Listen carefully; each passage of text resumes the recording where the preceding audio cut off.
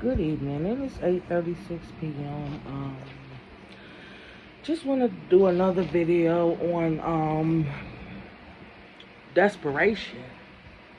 It's a lot of people out there that's just desperate, just to throw anybody, not only under the bus, but in the ground. Um, and there's so many people that's consumed by um just envy, and greed of those that are loving and caring, and just like Jesus Christ, he was beaten, he was slandered, he was killed, belittled, judged, you know, and then after the fact, people want to sell his name, sell his story, sell his pain, um, sell his gifts and talents, and as a form of a mockery, such as churches, such as those that claim Christianity, claim they are religious. If you have to claim you are religious, then you don't believe in God, because you will never find God sitting in no church. The only time Jesus went to a temple was to flip tables, was to go before the Pilate and Caesar. It wasn't no mingling and any of that, you know. A lot of people don't understand that Jesus Christ was love-handed. A lot of people go in the courtroom, and when they have to place their hand on the Bible using their right hand, swearing to God, taking the oath, not realizing that God always used His left hands to lay His hands on to heal people, and there was no I need to take any type of oath, because oaths can be manipulated and broken.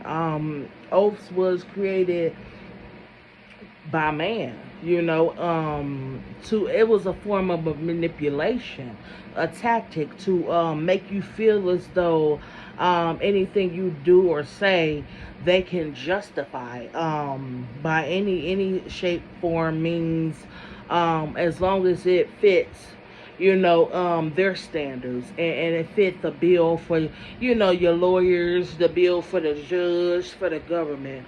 A lot of people don't understand that there's nothing wrong with magic. There's nothing wrong with practicing anything, because practice make perfect. Okay, it all goes. Um, what are your intentions?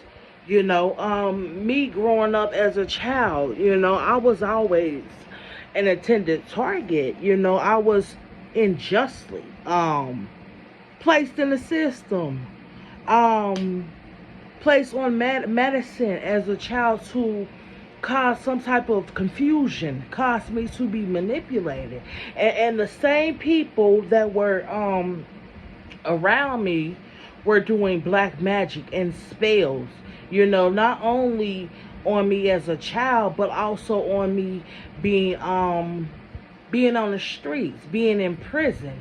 I'm the type of person, I wouldn't even, I have so much love. I wouldn't just go around hurting people, condemning people. I was born through love, through light, and just to have my name so caught up and so many in the systems in a bad way, and me not understanding then what truly was going on, because people wanted me sedated, because the mind is a beautiful thing, and I was always criticized and judged based on how I express myself, and my expressions was a threat to people, because I like to paint pictures with my words, and like I said, it just it was a mockery. My name has not only been mocked, but my name about to be vindicated. Because I know that I don't need to take no type of oath through no type of man or woman. Pronouns, synonyms, antonyms, adjectives, verbs, uh, adverbs, any of that. I know that everything I say, I'm saying it because that's what I believe. And the thing is, I always sat in the background and just watched. I didn't have to place myself in situations because I already knew there was no good there. All these family members that's been manipulating entities and deities, trying to wear their mask, of their ancestors, of their family members, their friends, the acquaintances, the strangers. A lot of people don't want to admit that they were in situations because of being bound. A lot of people looked at it like, oh, maybe it was bad luck. No, you were being manipulated. Okay, you were being basically bound and caused to do things that you wouldn't even do if you were to sit by yourself and just have a conscience, especially if things get like jumbled. People don't realize that there's a lot of people in your corner that you need to remove. A lot of people feel like, okay, since you've been my family all of this time, you're there for me. No, they might be there for you in a physical stance, but in a mental and emotional stance, they're not there for you. They will only be there for you when you have something to give and not show and tell. I always was criticized, as a child, even though I was born, with a gift of telling the truth and being honest and being who I'm supposed to be. I was raised in a religious a setting, around a bunch of Bible thumpers, and it started to become amusing to me as I got older, because I know in the Bible it says do not slander or gossip about your neighbor, and all I heard was slander and gossip being thrown around. It was like everything I was told to do was the wrong thing, and like I said, on a religious standpoint, there's no such thing as no Christianity. There's no such thing as no type of okay, let me just say this. A lot of people feel like as long as you're a Christian or a Catholic, that's the only way into heaven. That's not true. That's not true at all. Your religion is not going to define where you sit at, what table you eat from, and what table what floor you stand on. That the religion has nothing to do with it. That is a means to an end. Okay. A lot of people don't understand that wolves come in sheep clothing in Christianity, and then in the Catholicism, you have entities and deities. That's where oath or sworn people are sworn in. For me, if you welcome me in, everybody should be welcome into a church. Long as you're respectful and your heart's where it's supposed to be, you should be able to walk in any type of foundation and be able to speak how you feel, and ask questions without feeling like, okay, I know that I'm coming here to look for some type of guidance, but you gonna walk out that door under some type of stress, under some type of form of guilt. Not only guilt on your problems not being solved, but guilt knowing that you walked in here, um, and you were judged, you were criticized, you were just looked at as some form of loss, some form of loss, and not being understood. If you're in a leadership position, you should be able to not open your mouth, but open your ears to actually listen to what people have to say. A lot of leaders go through having somebody write their little notes down, go through all this. Okay, let me get my setup together so that I could say what I gotta say. All that acting. When I make my videos and when I speak, I might come off a jumble on so many topics, but I have so much to say. Because I want to say what everybody else wants to be said. What needs to be said. Because so many people out here got so many questions. You should have to go behind the scenes and use all types of green screens, and then use all types of media, and use all types of different components to just say how you feel. Nobody should be writing anybody's notes. It's like going to school. If somebody was to write your notes, that would be considered cheating. So why should leaders not be in the same grouping as somebody that's going to school?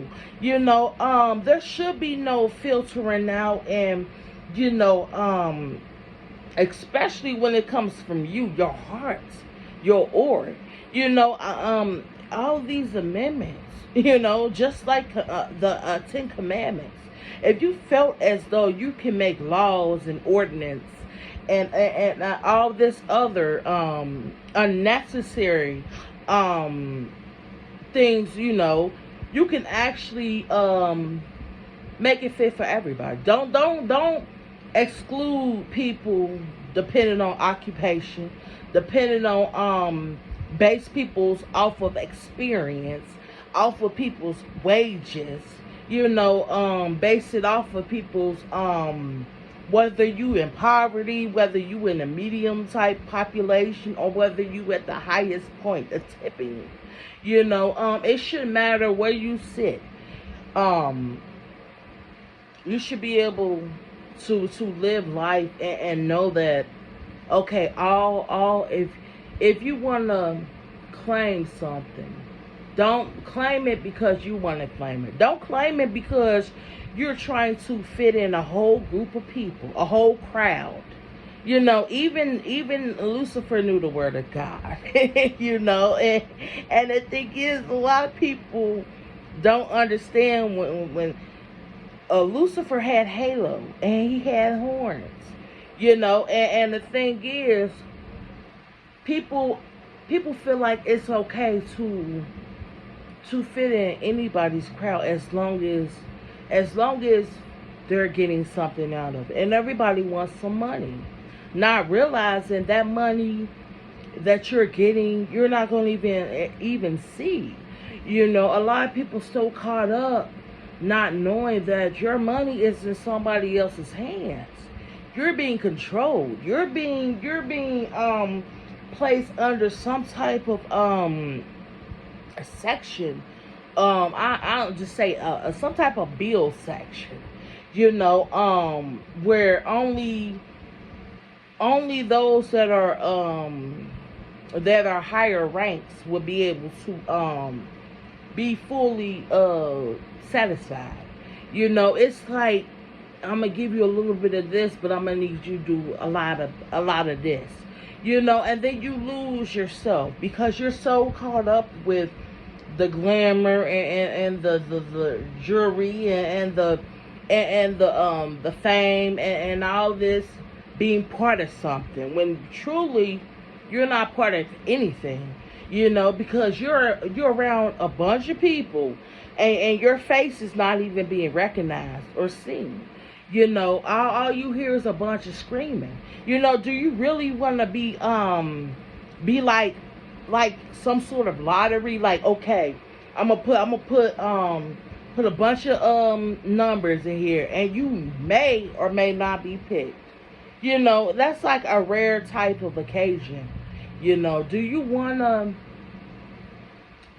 be a regular, or do you wanna be a rarity? Do you wanna be part of a statistic where they classify everybody under one thing? you know um Not realizing we all got gifts, we all got some form of character. A lot of people seeking insight from people that could care less about you. And a lot of people get off on people's pains and sufferings.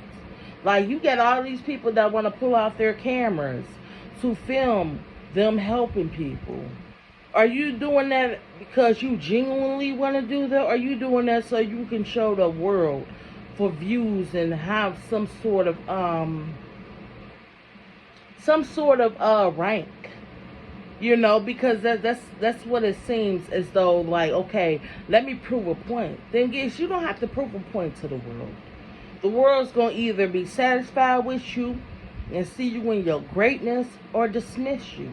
A lot of people don't understand that your tallies and your marks is gonna come based off of your heart, your intentions. It's not gonna be based off of, okay, how many views, how many likes I can get, how many people can give me good compliments and boost my comment section up.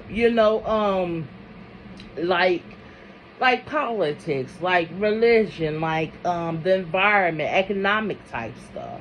Humanity. A lot of people just doing stuff just cause.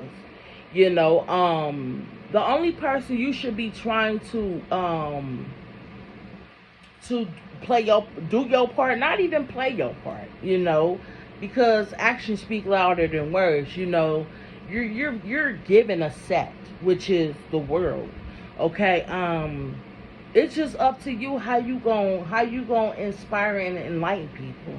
You have to step away and ignore everything else in this world. Such as like men, and such as women, and their thoughts and opinions of you.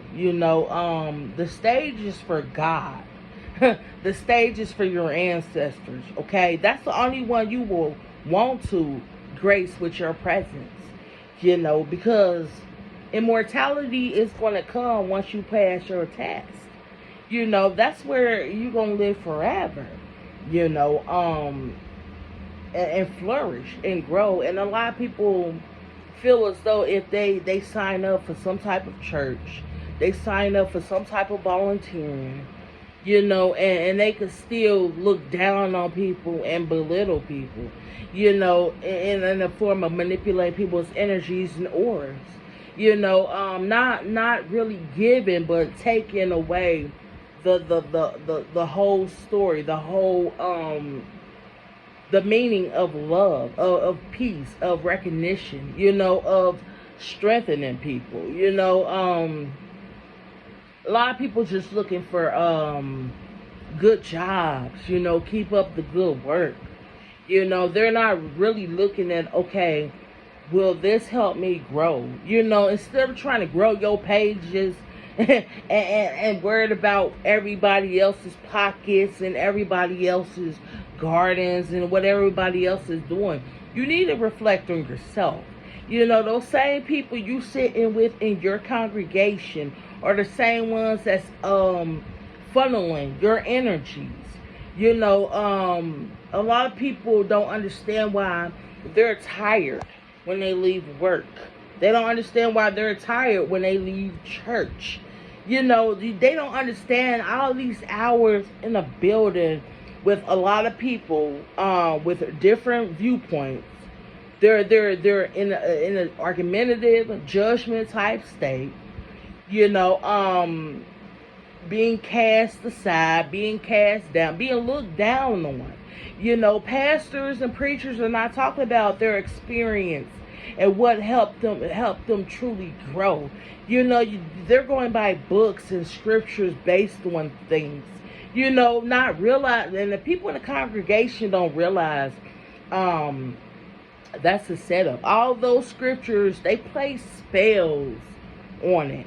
Okay, because a lot of people don't leave church with the energy of, okay, this is, I'm going to grow from this. A lot of people leave church rushing out the doors, you know, with their heads down, you know, trying to get home. You know, there's no peace. You know, it's a constant reminder of, let me keep going to Bible study. Let me keep going back and forth to this building, this sanctuary, where that was supposed to help me, you know, not only be called a sanctuary, but feel like home, you know, but not realizing that all that energy and all your stress and all this disorientation is coming from the people you look to for advice. These people you have placing their hands on you, praying for you. I will just be careful who you let place their hands on you.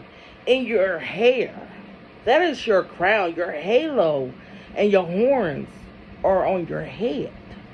You know, and people don't understand. That is where you actually